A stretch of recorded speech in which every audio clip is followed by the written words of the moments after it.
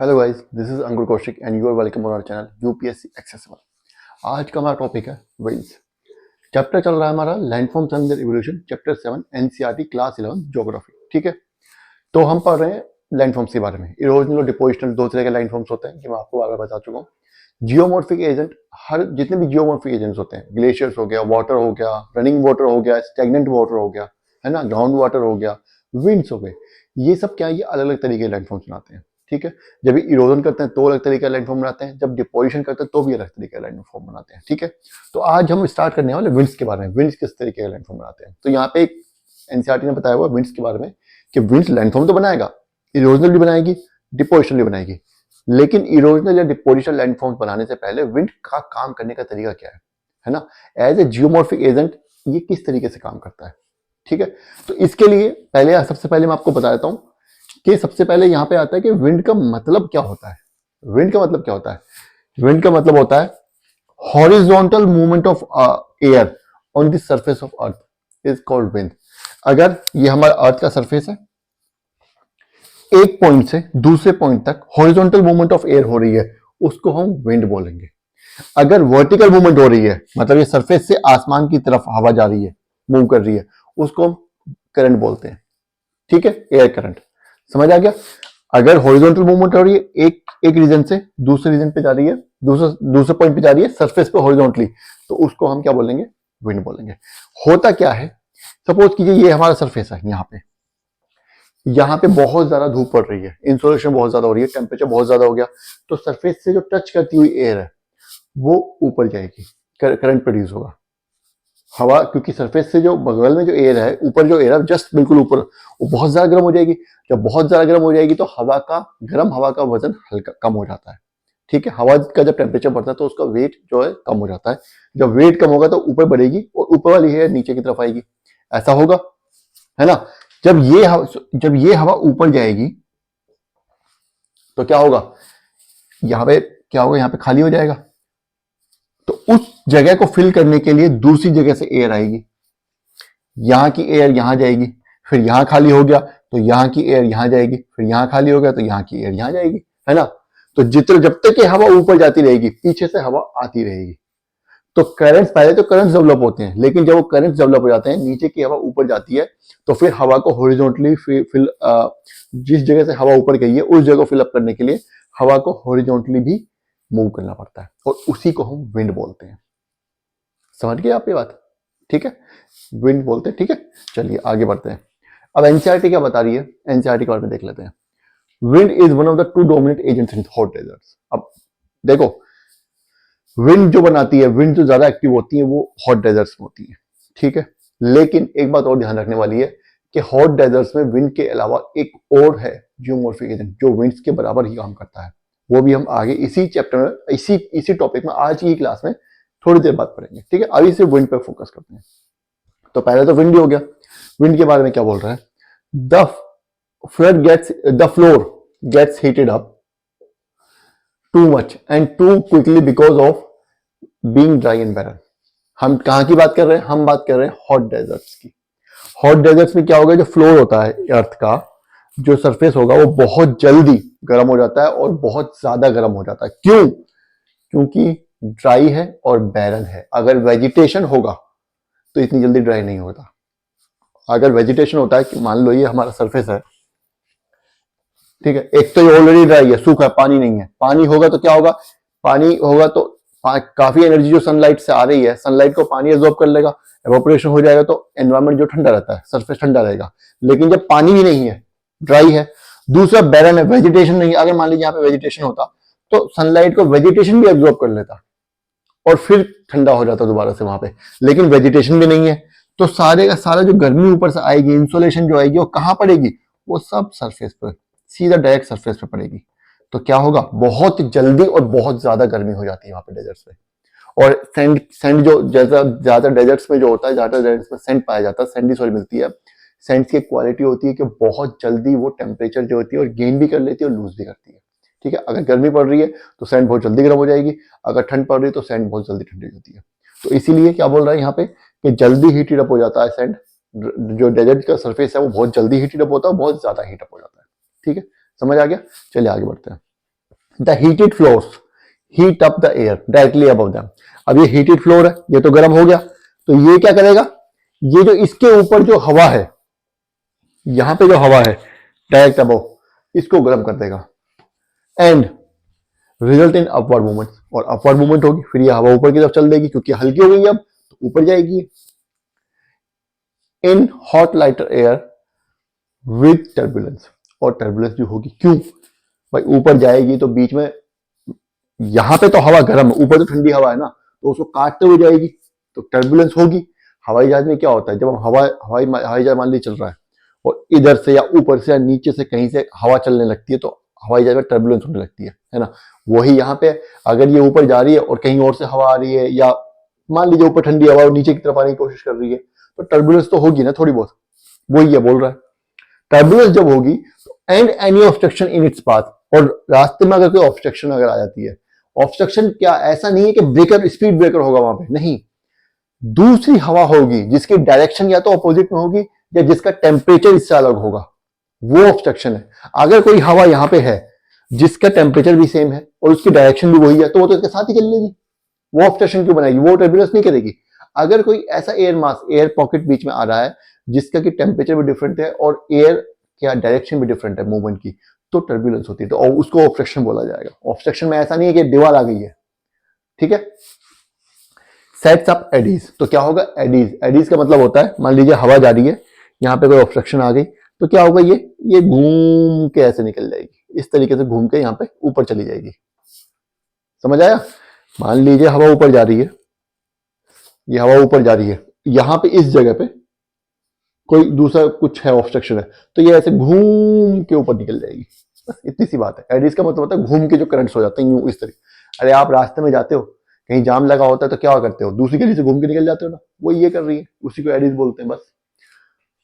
वर्ल्डविंड्स, वर्ल्डविंड्स का मतलब वही फिर दोबारा घूम के जाना।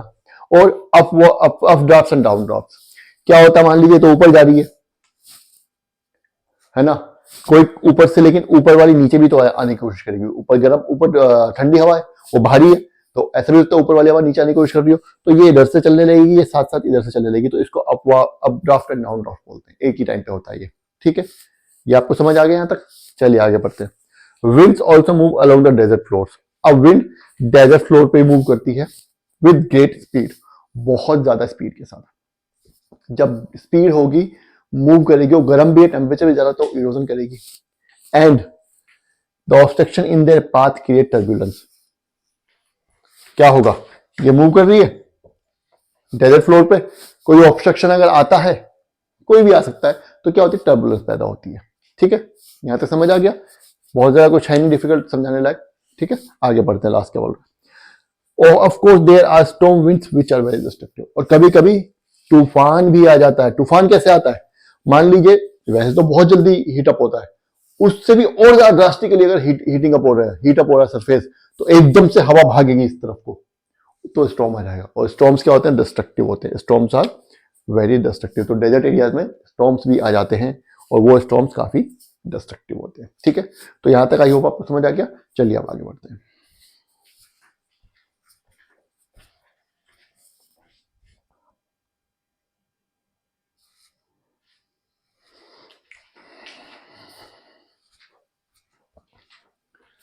आगे बढ़ते हैं, आगे क्या बोल रहा है, wind cause deflation, abrasion and impact. यहाँ पे तीन वर्ड्स यूज हुए हैं, तीन टर्म्स आई हैं कि विंड्स की वजह से डिफ्लेशन होता है, एब्रेजन होता है और इम्पैक्ट होता है। एब्रेजन आपको मैं बता चुका हूँ पहले, ठीक है, कब, ओशन करंट्स वाले उसमें, डेल्टा फॉर्मेशन में, डेल्टा में जो लैंडफॉर्म बनते हैं, जो सी कोस्ट पे जो लैंडफॉर्म बनते हैं उनके उसमें, लेकिन बताऊंगा यहाँ भी, कोई दिक्कत नहीं है, ठीक है। पहले पढ़ते हैं डिफ्लेशन क्या होता है। Deflation includes lifting and removal of dust. Surface है, सरफेस के ऊपर डस्ट पड़ा हुआ है, हवा आई, डस्ट को अपने साथ उठाया और लेके चली गई, समझ गई, उसको हम डिफ्लेशन बोलते हैं।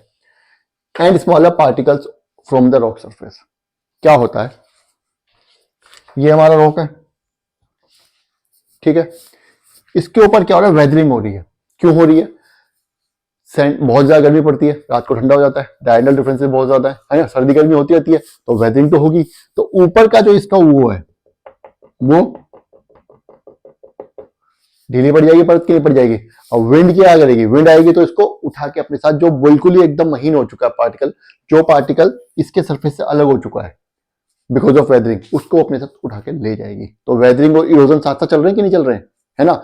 वेदरिंग हुई, इरोजन से वो उठा के ले गई, विंड उठा के ले गई, अब नया सरफेस तैयार हो गया, अब फिर उसके ऊपर वेदरिंग होगी। तो क्या होगा, deflation includes lifting and removal of dust and small particles from the rock surface. Rock surface से डस्ट और स्मॉल पार्टिकल्स, वो जो विंड है वो अपने साथ उठा करके ले जाती है, उसको हम डिफ्लेशन कहते हैं। ठीक है, तो विंड डिफ्लेशन कर रही है, विंड एब्रेजन कर रही है। एब्रेजन कैसे करती है, इन ट्रांसपोर्टेशन प्रोसेस लेके जा रही है वो डस्ट पार्टिकल्स को अपने साथ। ठीक है, sand and silt as act as effective tool to abrade the surface. क्या होता है, मान लीजिए विंड आ रही है, विंड ने अपने साथ डस्ट और स्मॉल पार्टिकल्स उठा ली कहीं से, अब वो आगे सरफेस है, दोबारा फिर एक सरफेस आ गया, सरफेस के ऊपर वो विंड चल रही है, आगे चल रही है ना। लेकिन इस विंड के अंदर सैंड पार्टिकल्स भी तो है ना, है। जब वो सैंड पार्टिकल्स को लेकर विंड चलेगी तो वो सैंड पार्टिकल्स इस सरफेस के ऊपर फ्रिक्शन प्रोड्यूस करेंगे, और थोड़ी थोड़ी फ्रिक्शन जब करते हैं, वो लगातार जब वो फ्रिक्शन होता है तो इस पे वेदरिंग होती है। ये हमने पढ़ रखा है, इसको हम एब्रेशन बोलते हैं। ये हमने तब क्या पढ़ा था कि जब सी में नदी या कोई आकर के मिलती है, नदी का पानी गिरता है, तो ये पानी समुद्र के अंदर थोड़ी दूर तक चलता रहता है, क्योंकि इसके अंदर फाइन सेडिमेंट्स होते हैं, तो वो फाइन सेडिमेंट सी फ्लोर पे उसी तरीके से फ्रिक्शन प्रोड्यूस करते हैं। सी फ्लोर पे जो नीचे रॉक्स होते हैं, क्योंकि वो पार्टिकल्स हैं और पानी की वजह से, क्योंकि पानी में पीछे से फ्लो है, वो चल रहे हैं, आगे चल रहे हैं इस सरफेस के ऊपर, है ना, तो उस सरफेस को काटते हैं। उसी तरीके से यहाँ पे विंड क्या करेगी, विंड में क्योंकि 10 पार्टिकल्स हैं, और 10 पार्टिकल्स क्या कर काम करेंगे, एक टूल का काम करेंगे इस सरफेस को काटने के, इस सरफेस को काटेंगे, इस पर लकीरें खींचते हुए चले जाएंगे। और ये काम जब रोज होता है बहुत लंबे प्रोसेस तक, तो अपने आप इस सरफेस का इरोजन होना स्टार्ट हो जाता है, तो इसको हम एब्रेजन बोलते हैं। तो एब्रेज हो गया सरफेस। आगे पढ़ते हैं, impact is simple shear force of momentum which occurs when sand is blown into against a rock. अब क्या होगा, मान लीजिए हवा है, हवा ने पार्टिकल्स लेके चल रही है, आगे अपने साथ लेके चल रही है, नहीं चल रही है, यहां पे पत्थर आ गया, तो इस पत्थर पे ये जोर से मारेगी धक्का कि नहीं मारेगी, हवा का वेट प्लस इसके अंदर सैंड पार्टिकल्स हैं, स्मॉल पार्टिकल्स हैं, सैंड भी है, उनका वेट, अब मारेगी इस पे धक्का नहीं मारेगी, मारेगी तो इसके ऊपर इंपैक्ट पड़ेगा कि नहीं पड़ेगा, तो विंड इंपैक्ट क्रिएट करती है। बार बार जब ये होता है तो एक टाइम इसकी स्ट्रेंथ अपने आप धीरे धीरे कम होती चली जाती है। ठीक है, समझ आ गया, इसको हम इंपैक्ट बोलते हैं। उसके बाद क्या बोल रहा है, the wind creates a number of interesting erosional and depositional features. Wind जो है बहुत सारे इंटरेस्टिंग इरोजनल और डिपोजिशनल फीचर्स जो है इससे बनते हैं, उनके बारे में हम आगे डिटेल में पढ़ेंगे।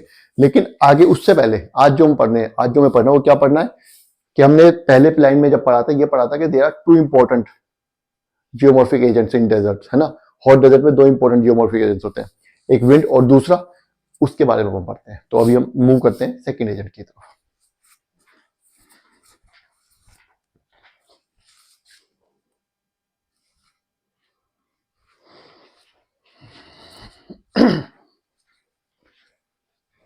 चलिए आगे बढ़ते हैं। आगे एनसीईआरटी क्या कह रही है, many features of deserts owe their formation to mass wasting and running water as sheet floods.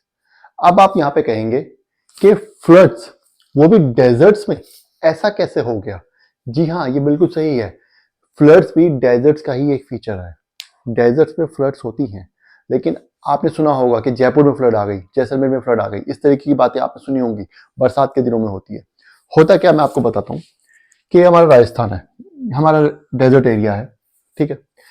इसमें इसका एक कैरेक्टरिस्टिक है कि यहाँ पे बारिश कम होती है, 10 सेंटीमीटर, 20 सेंटीमीटर, 30 सेंटीमीटर, ठीक है। लेकिन उसके साथ ही एक और कैरेक्टरिस्टिक है इसका, कि वो जो बारिश होती है, सपोज कीजिए देयर आर 12 मंथ, पहला मंथ और ये 12th मंथ, और इसमें बारिश हो रही है 30 सेंटीमीटर, तो वो 30 सेंटीमीटर ऐसा नहीं है कि बराबर बराबर हर महीने में हो रही है, कि 2.5 सेंटीमीटर हर महीने में हो रही है, नहीं, वो 30 सेंटीमीटर बारिश जो है वो जुलाई सितंबर अक्टूबर, जुलाई जून जुलाई सितंबर 3 से 4 महीनों में हो जाती है। इधर भी सूखा, उससे पहले भी सूखा जनवरी, और इसके बाद दिसंबर तक भी सूखा, नहीं कोई बारिश नहीं होगी। सिर्फ इसी पीरियड में जून जुलाई अगस्त सितंबर, जो मानसून का जो सीजन होता है, उसी में 3 से 4 महीने में बारिश हो जाती है यहाँ पर। और क्योंकि ये बारिश ऑलरेडी कम है, लेकिन ये बहुत कम टाइम के लिए हो रही है, एक ही दिन में बहुत सारी बारिश हो गई तो क्या होगा, यहाँ पे पानी भर जाएगा, भरेगा नहीं भरेगा, और पानी जब भरेगा तो वो क्या होगा, वो क्योंकि बहुत जल्दी जल्दी बारिश हो रही है, अगले दिन फिर बारिश हो गई, तीसरे दिन बारिश हो गई, लगातार बारिश हो गई, 3-4 महीने में जितनी बारिश पड़नी होती पड़ लेती है, तो क्या होता है, ये पानी यहां से बह जाता है, ये लैंड इसको एब्जॉर्ब नहीं कर पाती। जब लैंड इसको एब्जॉर्ब नहीं कर पाएगी तो क्या होगा, ये अपने साथ इरोजन करेगा, लैंड एब्जॉर्ब नहीं कर पाएगी तो ये पानी आगे बह जाएगा और फ्लड आ जाती है, फ्लडिंग हो जाती है।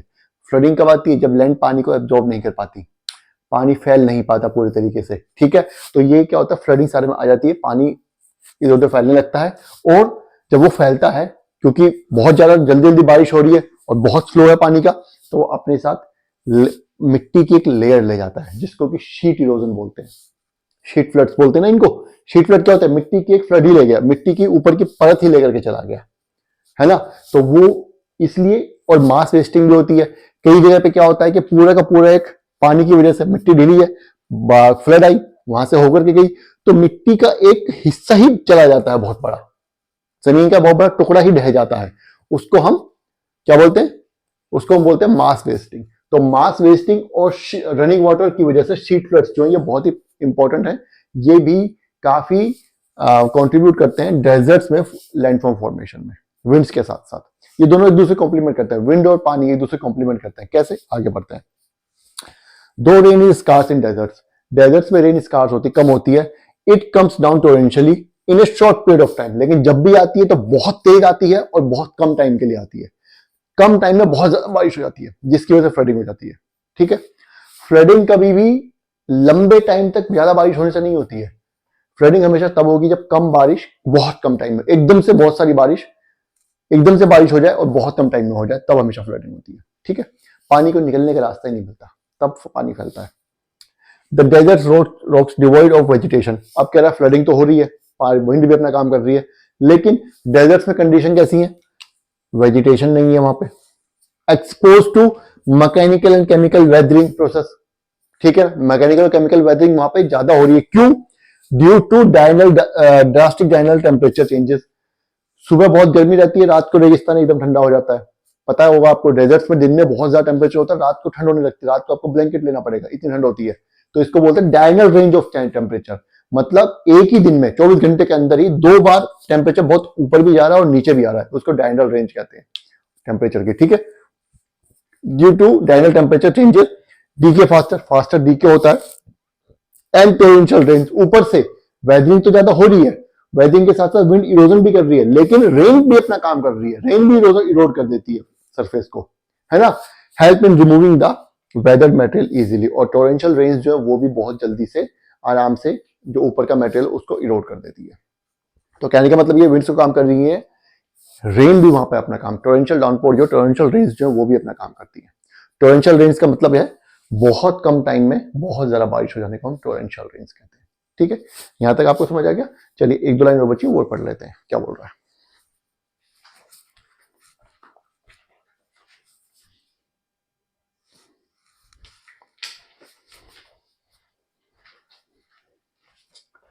ठीक है, तो अब तक हमने ये पढ़ लिया कि डेजर्ट्स में जो इरोजन वेदरिंग होती है वो न सिर्फ विंड्स नहीं करती है बल्कि पानी भी करता है। पानी कैसे करता है, टोरेंशियल रेन की फॉर्म में करता है, क्योंकि एकदम से बहुत ज्यादा बारिश होती है तो अपने साथ बल्क में वो मास ले जाती है, मिट्टी को ले जाती है अपने साथ, ठीक है। क्या बोल रहा है ये, the weather debris in deserts, जो वेदर डेब्री है, जो मास जो वेदर हो चुका है, is moved by not only winds, वो सिर्फ विंड्स मूव नहीं करती, विंड्स तो मूव करती हैं बट ऑल्सो बाय रेन और शीट वॉश, रेन भी वो करती है, रेन भी परत की तरह उसे बाहर करके ले जाती है। जब बारिश बहुत ज्यादा होती है पानी अपने साथ उसको डिसोल्व करता है, जो मैटर वेदर हुआ है, और उसको एक ऊपर की परत हटा के ले जाता है, ठीक है। यहां तक समझ आ गया कैसे। The wind move fine material, wind क्या करती है, मान लीजिए ये सरफेस है, थोड़ा थोड़ा आज थोड़ा थोड़ा मटेरियल जो वेदर हुआ आज ही चली, उसको उठा के लेके बहुत थोड़ा थोड़ा मटेरियल ले जाती है। पानी उल्टा करता है, पानी क्या करता है, साल में एक बार आता है, जो ऊपर बहुत सारा मटेरियल जो है जो विंड नहीं ले जा पा रही है, वेदर हो गया लेकिन विंड नहीं ले जा पा रही है, या मान लीजिए मिट्टी ही है, बहुत सारी पूरी एक लेयर ही एक ही बार में उठा के ले जाएगा। क्या तो ये बोल रहा है fine materials and general mass erosion, जो मास इरोजन होता है, जो बहुत सारी मिट्टी एक साथ चली जाती है, वो कैसे होता है, is accomplish through sheet floods, वो फ्लड्स शीट फ्लड्स के थ्रू होता है, या शीट वॉश, मतलब ये सरफेस है, सरफेस के ऊपर की जो लेयर है वही पानी अपने साथ उठा के ले जाता है, उसको हम शीट फ्लड या शीट वॉश बोलते हैं। ठीक है, समझ आ गया? चलिए आगे बढ़ते हैं। लास्ट लाइन क्या बोल रहा है? Stream channels in desert are broad. Stream channels जो होते हैं डेजर्ट में वो ब्रॉड होते हैं, स्मूथ होते हैं कंपैरेटिवली। जो रिवर चैनल्स जो होते हैं, जो नॉर्मल लैंडफॉर्म में होते हैं, वो स्मूथ नहीं होते, उनके नीचे लैंडफॉर्म मिलते हैं, पानी इधर उधर काटता फिरता रहता है, पत्थरों को हटा, पता ना हमने पोर्ट होल्स मिलते हैं बीच में, कहीं गड्ढे मिल रहे हैं, कहीं कुछ मिल रहा है ना। यहाँ पे ऐसा नहीं, यहाँ पे स्मूथ है। इनडेफिनिट होते हैं, पता नहीं कब आ रहे हैं कब जा रहे हैं, कभी भी आ जाते हैं कभी भी चले जाते हैं। अगले साल आएंगे भी चैनल, आएंगे नहीं आएंगे ये नहीं पता, बारिश के मुझे तो नहीं आएगा, कितने टाइम के लिए आ रहा है जरूरी नहीं है। जिस रास्ते से पिछली बार चैनल बह रहा था अब की बार भी वहीं बहे, थोड़ा आगे पीछे भी हो सकता है।